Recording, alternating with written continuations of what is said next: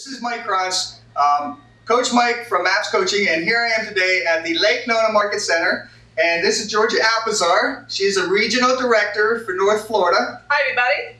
And Rich Carpentieri, the team leader of the Lake Nona Market Center. And here we're today with some great agents from the Market Center, and they got a message for all of us today. Happy New Year!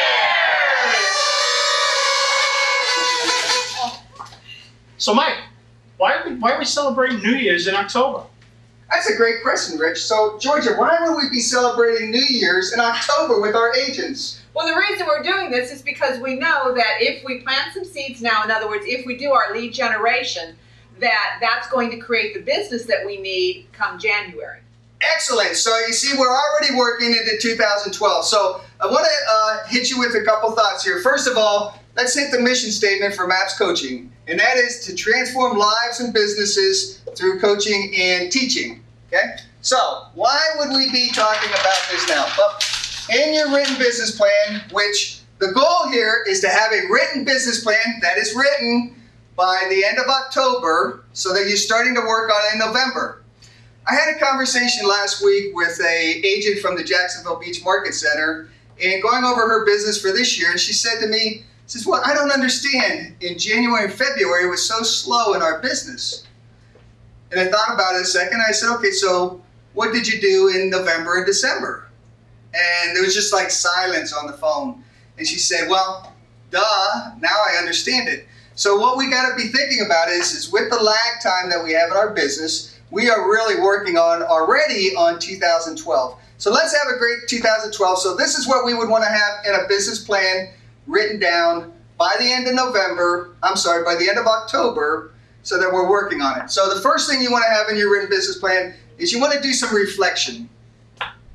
And you got to look at, okay, so what happened in the last year? And ask yourself some of the questions. So one of the questions would be, so what are the things that I did that I need to do more of for the next year? What are some of the things that I might want to spend less time on in the next year? What are some of the things that I want to make sure that I'm including in my plan to get me the goals that I want for the next year? And then, of course, always be asking yourself, what is it that I don't want to do again? So again, you got to reflect. You got to be thinking about what you did in the last year so that you can set your goals for the next year. Okay? John Maxwell says that experience with reflection equals insight. Okay? So we want to have some reflection time, and you should be doing that like now, or put down on your schedule and getting some of that done in the next week or so. The next thing is the numbers. So, Rich, we want to start with the end in mind. So you want to have, most of your agents are going to be working, 270, 280 days next year. That's right. So what do they want to have when it's all said and done? Goals. They want to have their goals, right? Absolutely. So they got to be specific. So one of the things that we have at MAPS is an allocation plan. It's an allocation form that will help you set some of the goals on exactly what you need to achieve. And, Americans, what they generally do is like they work and then they hope that there's something left over at the end of the year. Well, at MAPS Coaching, we want you to think about what are the big rocks? What are the things that you really want to accomplish? So whether it's more financial, security, whether it's paying off some debt or getting debt free, whether it's taking that vacation that you've been putting off over the last 10 years or so. Whatever those goals are, fund them first. Fund them first, and then then work on the rest of the numbers. So let's just say as an example that we want to close 100 deals in 2012. Okay? So 100 deals is 8 closings per month. That's 96 for USCs, but it's roughly 8 closings per month. So once you know that, and okay, so how much of the 8 closings per month is going to produce an income in your pocket? Okay? Just taking your average commission check and figuring it out, that's easy enough to do.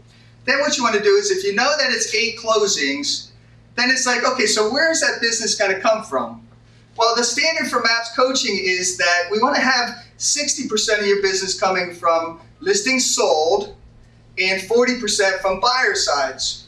So if we're going to have 8 closings, that means that we want to have 6 from listings, and then you'd have 2 from the buyer side of the business. So now you know, okay, so I have to create 6 new listings every month if I want to sell 6 new listings every month. So then go backwards one more step. So how many appointments do you have to have? Georgia, for the agents, if they wanted to have 6 listings taken for the month, how many appointments would they need to be going on? Oh, I would imagine probably somewhere about 12 to 15 appointments. Excellent. So see, you got to just set up your appointments. So say if you're doing the next standard that we have at MAPS is, well, you should be taking around 70 to 80% of your listings appointments that you go on. So now you know exactly how many appointments that you would need to go on to create the listings that you want. Now, we're not talking about the buyer side of the business, because the buyer side of the business is going to come. Tony the seller tells us, the coaches all the time, if you want great buyers, take great listings. So now that we know exactly how many appointments we need to go on, then the next thing is simply going backwards. What would we need to do, Rich, to have more appointments? More lead generation. We have to do more lead generation. So if you've been through BOLD, you're very clear on what Diana learned in her business. Diana Kokoska, the president of MAPS Coaching, is that for her to do the deals that she wanted to, that she had to make 20 contacts a day. So 20 contacts a day, or think about it another way, it's 20 conversations about buying and selling real estate a day, and that would get her to her goal. Okay? So we got our numbers down now. Now the third thing is simply what? What's the third thing up on the board there, guys? What's it saying? Action. So if we have our goals, we've reduced it down to what we need to do each week, then what we need to do is take action on it. Okay? So when you reduce it to the ridiculous, and you know to have those appointments, to take those listings, that you need 20 contacts a day, then it's simple, right? You just set yourself your time, and then you gotta really focus on who's gonna give you that business. So, you know, you're gonna be looking at some spheres, some expires, FISBOs, whatever it is in your marketplace that's gonna get you those appointments. That's what you need to focus on. And every day wake up and say, okay, so who's gonna sign a listing agreement with me today? Who do I need to be talking to about listing their home so I can sell it? Okay? So, with that in mind, that is why we're talking about business planning in October. If you're a farmer and you wanted to plant a field, the first thing you would have to do is what? You have to plant the seeds. That's our lead generation. Then we gotta what? You gotta prepare the field, you gotta till it, you gotta fertilize it, and it's gonna take some time until your crops are growing. So you guys need to start working now on doing your planting of your seeds, your lead generation, so that by next year you can have a great crop in the first quarter of the year. So, everybody, let's tell them the message of why we're here today and celebrating New Year's. Happy New Year!